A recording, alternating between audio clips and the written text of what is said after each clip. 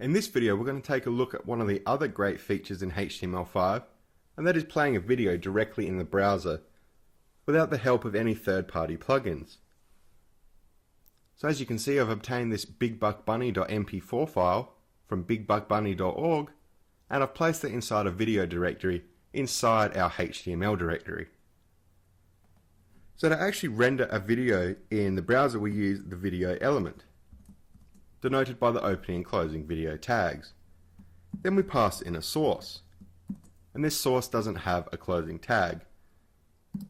And then we pass in a source attribute and a type attribute.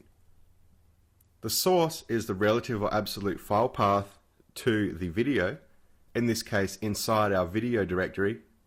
So we can reference this video by typing in the directory name and typing in bigbuckbunny.mp4. Then we need to pass in a MIME type.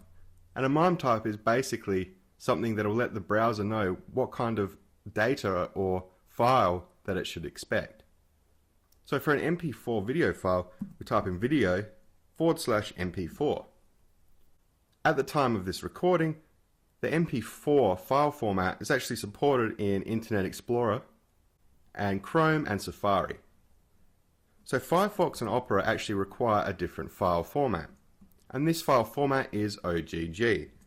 I'm not actually going to convert this bigbuckbunny.mp4 into an OGG file, but I'll show you how we can pass in alternate sources to support different kinds of browsers. So if we did have a bigbuckbunny.ogg file in the same directory, we'd just type it in just like this, .ogg. And the MIME type for an OGG video is actually just video/OGG. So we can also pass in some fallback text that will be rendered in the case that the browser does not actually support the video element. Just like this.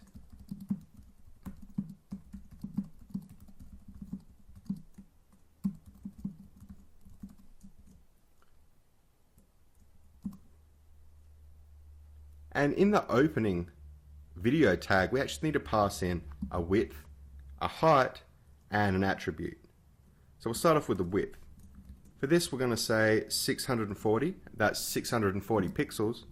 And the height, we're going to set this to 480 pixels. And we need to pass in the attribute of controls. And it looks just like that. So now let's go ahead and save this and check it out in the browser. As you can see, we have our video displayed in the browser with some controls. We can go ahead and hit play, and the video will play.